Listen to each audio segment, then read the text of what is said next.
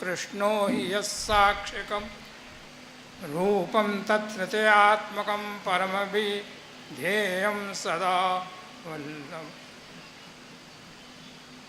चिन्तासन्तानहन्तारो यत्पादाम्बुजरेण वः श्रीयानान्तान् निजाचार्यान् प्रणमामि मुहुर्मुहुः। पुष्टिमार्गीय सर्वज्ञ करुणारसपूरित श्रेष्ठ फलप्रदाता च तस्मै श्री गुरुवे नमः।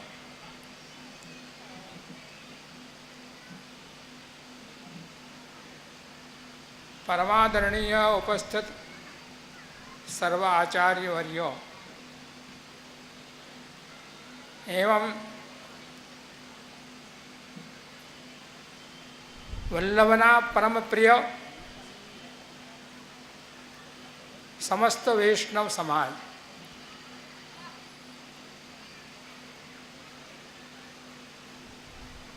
आजे वल्लभना प्रागट्यनो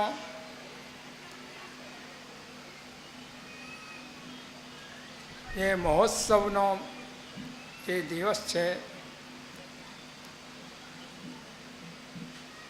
वल्लभ ने प्रकट थया आज 539 वर्ष थया।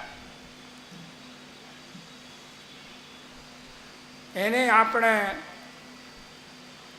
उत्साहपूर्वक आनंदपूर्वक मनावी रह्या छीए।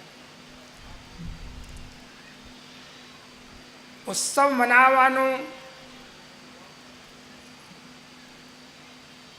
जे ध्येय छे ए उत्सव नायकना गुणगान करवू ए एना अंदर प्रथम रहेलू छे। आ गुणगान आपणे 3 प्रकारे करी सकीए। एमना नाम रूपे, एमना स्वरूप रूपे, एमना गुण रूपे। श्री विठलेश प्रभुए पण वल्लभना गुणगान 3 प्रकारे ज कर्या छे। सर्वोत्तम स्तोत्र में आप नाम रूपे वल्लभनु गुणगान करे छे। वल्लभाष्टकना अंदर स्वरूप रूपे आप एनु गुणगान करे छे। अने स्फुरत कृष्ण प्रेमामृत ग्रंथना अंदर आप गुण रूपे से वल्लभनु गुणगान करे छे। अने एना अंदर आपणे जो सौंदर्य पद ने जो गोठवी दईए तो ए वल्लभ गुणगान रसेश कृष्णनु थई जाय छे। केम के सौंदर्य में कहू है, वर्णन कर्यु है कि रसमय जे कृष्ण जे छे ए कोण छे? जे पोतानु हार्द रसनु जे प्रकट करे छे कोण छे? ए रसमय कृष्ण ने आपणे वल्लभ कहीए छीए के जे पोताना हृदय थी एटे निकुंज नायक प्रभु जे पोताना निकुंज में विराजी रह्या छे अने ए निकुंज में विराजता पोताना राधा अने कृष्ण ना स्वरूप मांथी जे स्वरूप प्रकट थयुं छे ए वल्लभ छे। आयो तमने ध्यान में? वल्लभ अहींया पृथ्वी पर प्रकट तो ज्यारे थया कि ज्यारे वल्लभ ने आज्ञा आपे करी तो कि तमे पृथ्वी पर जईने मारा देवो जीवोनो तमे अंगीकार करो, जे मारा सारस्वत कल्पथी जे विछुरी गया छे एमनु तमे अंगीकार करो। અને એમને ઘણા વર્ષો થઈ ગયા છે કે એ પૃથ્વી ઉપર ભટકી રહ્યા છે, એમને કોઈ માર્ગ મારા પ્રાપ્તિ કરવાનો મળતું નથી. એટલે તમે પૃથ્વી ઉપર પ્રગટ થઈને અને માનુષ દેહ ધારણ કરીને, કેમ કે એમનું માનુષ જે દેહ છે તે આપણા જોવા માટે છે, પણ વાસ્તવિક તો એ પોતે વાઘ પતિ છે, વાણીના પતિ છે. અને વાણીના પતિ એ જ વલ્લભ જે છે, એટલે એ જે વાણીના પતિ જે હોવાથી એ તે સરસ્વતી જે છે એના પતિ શ્રી વલ્લભ છે. એટલે એ સરસ્વતી પોતાનું વાણી, પોતાનું હૃદય એ પોતાના પતિના સામે જ પ્રગટ કરી શકે છે. એવી જ રીતે અહીંયા વલ્લભના સામે જ એ સરસ્વતી એ પોતાનું પ્રગટ પોતાનું કરે છે ભાવને, અને એ ભાવને પ્રગટ કરીને શ્રી આચાર્ય ચરણ આપ આજ્ઞા કરે છે કે અર્થમ તસ્ય વિવેચો તમ નહીં ભવ વિશ્વાનરાદ વાગપતે રન્યસ્તત્ર વિધાયમાન સુતનમ. એ સવોધનીજીના અંદર આપ આજ્ઞા કરે છે અને એના અંદર આપ સ્પષ્ટ કરે છે કે મેં માનુષતનું ધાનું કર્યું છે, પણ હું વાસ્તવિક વાઘપતિ છું. એ પોતે આજ્ઞા કરે છે. જો આચાર્ય ચરણ જો પોતે આજ્ઞા ન કરતા તો એમના સ્વરૂપને આપણે સમજી જ નહોતા શકતા. એમને પોતાનું સ્વરૂપ પોતાના વચનથી આપણને સમજાવ્યું છે કે હું કોણ છું. આચાર્ય ચરણનો પ્રાગટ્ય જે છે એ પોતાના એટલે ધર્મને પ્રતિપાદન કરવાને માટે થયેલો છે. આપ જગતમાં જોજો કે ભગવાનનું પ્રાગટ્ય બે પ્રકારે થાય છે. કેવલ ધર્મનું સ્થાપન કરવું હોય ત્યારે ભગવાન આચાર્ય સ્વરૂપે ભૂતલમાં પ્રગટ થાય છે, અને જ્યારે સંહાર કરવો હોય ત્યારે આપ અવતાર રૂપે અનેક અવતાર રૂપે ધારણ કરીને જેવો સંહાર કરવો હોય, જેવો જે રાક્ષસ હોય, જેવી ધર્મની સ્થાપના કરવી હોય એવો રૂપ આપ ધારણ કરે છે. એમ તો આપણે ત્યાં ભારત વર્ષમાં જેટલા પણ આચાર્યો થયા છે એ બધા ભગવત રૂપ જ છે હો. ભલે કોઈ શંકર રૂપે હોય, કોઈ રામ રૂપે હોય, કોઈ કૃષ્ણ રૂપે હોય, પણ આ વલ્લભ જે છે તે અગ્નિરૂપ છે. એ અગ્નિરૂપ જે છે એ અગ્નિ પુરાણના અંદર પણ સ્પષ્ટ કર્યું છે કે વલ્લભો અગ્નિરૂપસ્ય. અગ્નિ પુરાણમાં કહ્યું છે કે વલ્લભ જે છે એ કલિયુગના અંદર જે અવતાર જે થશે એ અવતારમાં 4 અવતારો જે ગણાવ્યા છે એના અંદર વર્ણન કર્યું છે કે 4 અવતારોમાં પોતે બૌદ્ધાવતાર,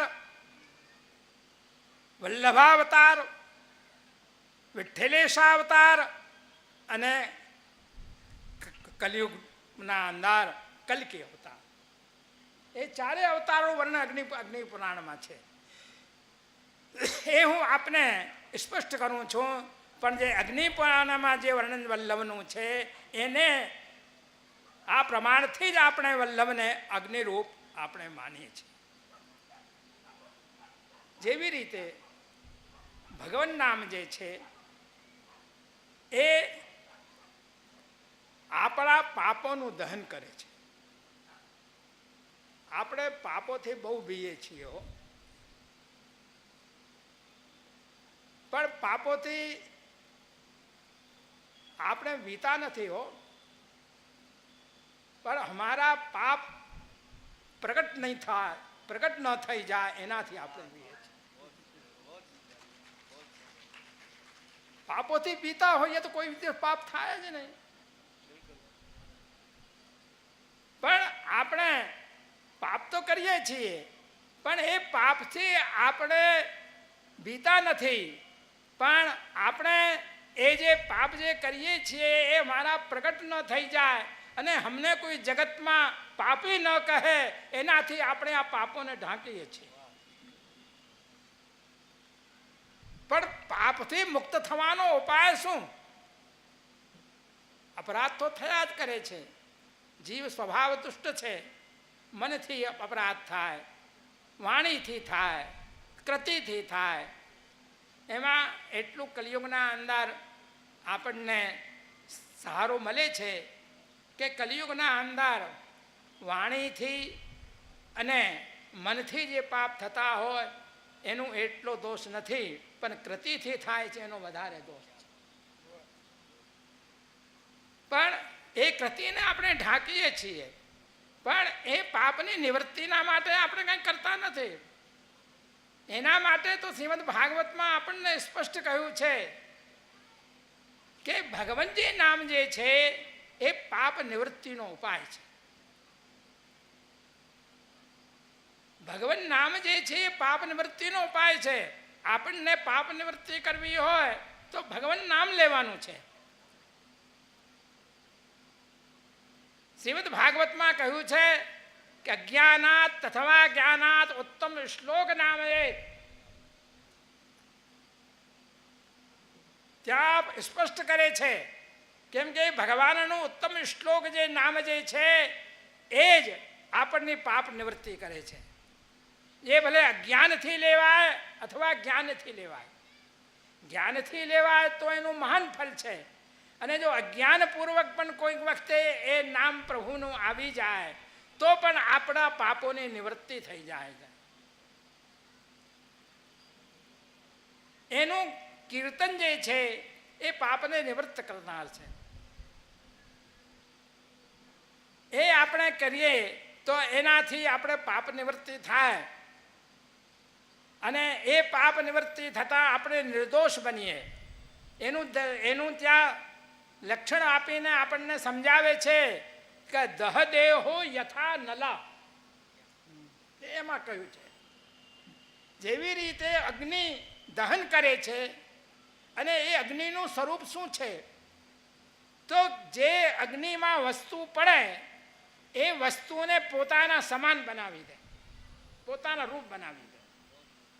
ભલે પછી અગ્નિમાં અજાનથી વસ્તુ પડી હોય અથવા જ્ઞાનપૂર્વક પડી હોય, પણ એને પોતાના સ્વરૂપે એને બનાવી દે છે. એવી જ રીતે આ ભગવાન નામ જે છે અગ્નિવત છે, અને એ ભલે આપણે અજાનથી પણ લેવામાં આવે અથવા જ્ઞાનપૂર્વક લેવામાં આવે, એ કોઈ પણ પ્રકારે લેવામાં આવે તો એ દહન કરીને એને જીવને નિર્દોષ બનાવી દે છે. એમાં કોઈ પ્રકારનો સંશય નથી. દહ દે દો યથા નલા.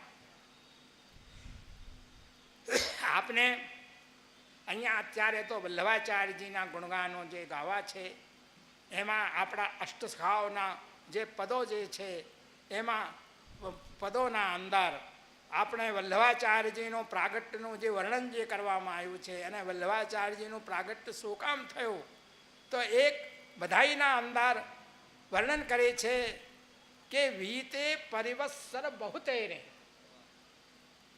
વિછુરે બ્રહ્મ જીવતે વિછુરે જીવ બ્રહ્મતે જવતે. આ બધાઈના અંદર આખું રહસ્ય એ પોતાના આપણા અષ્ટસખાઓએ વર્ણન કર્યું છે.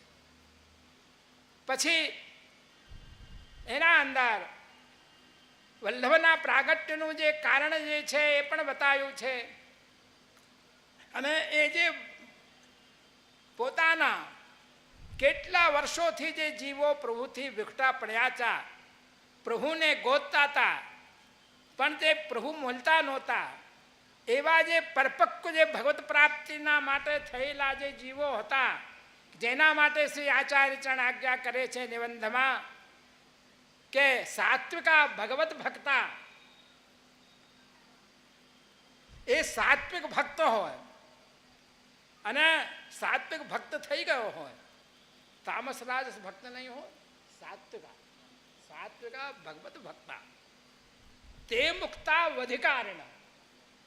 સાત્વિક હોય, ભગવત ભક્ત હોય, અને પછી મુક્તિનો અધિકારી હોય, તે મુક્તા વધિકારિણ. અને પછી એ બધું મળતા છતાં પણ ભવાંત સંભવા દૈવાત, ભવ અંત એનું પ્રભુએ કરવાનું વિચાર કર્યું હોય, નહીં તો ભક્ત પણ થઈ જાય, સાત્વિકતા પણ એના અંદર આવે અને મુક્તિનો અધિકારી પણ થાય. પણ જ્યાં સુધી ભવંત કરવાનું વિચાર પ્રભુ ન કરે ત્યાં સુધી એ ભવંત એનો થતો નથી. પણ એ ભવંત કરવાનો ઉપાય જે છે ભવાંત સંભવા દેવાત શ્રી આચરણ કરશે તેષામ અર્થે નિરૂપ્યતે. હું જેમને પ્રભુએ જેમનો ભવંત કરવાનો વિચાર કર્યું છે એવા જીવોના માટે હું આ માર્ગને પ્રગટ કરી રહ્યો છું. તો આપ જે વલ્લભના શરણે જે આપ આવેલા છો એ વલ્લભના શરણે આપણે વડે અજ્ઞાનથી આવ્યા છીએ, જ્ઞાનથી આવ્યા છીએ. જ્ઞાનપૂર્વક આવ્યા હો તો બહુ સારી વાત છે, અને અજ્ઞાનપૂર્વક જો આવ્યા હો તો પણ આપણને ભગવાનના મળવાનું પગથિયું તો એક પ્રાપ્ત થયું છે. પગથિયું ચડ્યા છીએ, ઉતર્યા નથી. પછી આપણે પગથિયું ચડ્યા પછી એ આગળનો પગથિયાનો વિચાર આપણે કરીએ તો આપણે ઉપર સીડીઓ ચડી જઈએ. પણ એક પગથિયું તો વલ્લભના શરણમાં આવવાથી આપણે ચડ્યા જ છીએ એમ આપણે સમજવાનું છે. વલ્લભનું પ્રાગટ્ય જે થયું એમાં આપણા અષ્ટસખાઓ કહે છે કે વલ્લભનું પ્રાગટ્ય જો પૃથ્વીના ઉપર ન થયું હોત તો એ અષ્ટસખા કહે છે કે નાતર લીલા હોતી જૂની, જો પે શ્રી વલ્લભ પ્રગટ ન હોતે વસુધા રહેતી સૂની. કેમ કે રસે શ્રી કૃષ્ણ જે છે એને જે પ્રગટ કરનારો જે પંથ છે એ શ્રી વલ્લભનો છે.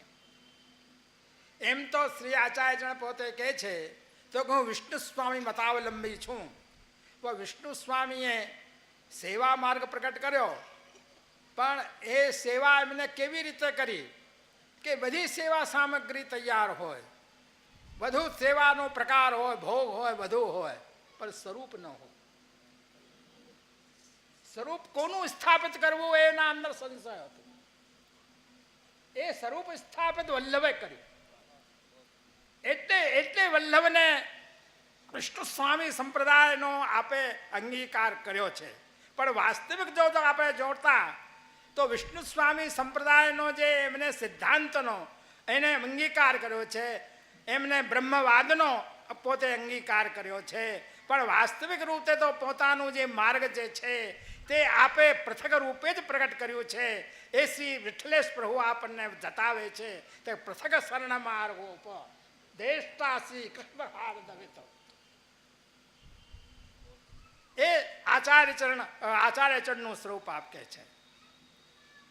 એ પોતે નિરંતર એ કૃષ્ણની સેવામાં જે તત્પર છે, એ કૃષ્ણના હાર્દને પોતે જાણનારા છે એવા શ્રી વલ્લભ છે. અને એ નિરંતર નિકુંજસ્થ લીલામાં જ જે પોતે રહેલા છે એવા શ્રી વલ્લભ છે. રાસલીલાના તાત્પર્યને જાણનારા છે અને શ્રી ભાગવતના ગૂઢ અર્થને તો આપ સમજાવનારા છે. અને શ્રીમદ ભાગવતનું સમુદ્ર રૂપે મંથન કરીને આપે જે રસરૂપ જે પ્રભુનો પ્રાગટ્ય જે આપે જે બતાવ્યો છે એ તે શ્રી વિઠ્ઠલેશ પ્રભુ આજ્ઞા કરે છે કે એ જે પોતાનું સ્વરૂપ જે છે એ સ્વરૂપ એ એવો છે તો કે પોતે બ્રહ્મ જે છે શું છે? રસરૂપ છે. આપણે શું કામ જઈએ છીએ? રસને ગોતવા જઈએ છીએ. રસ ક્યાં છે? કે રસ મીઠું હોય ને, પાકું જે ફળ હોય એ મીઠું હોય.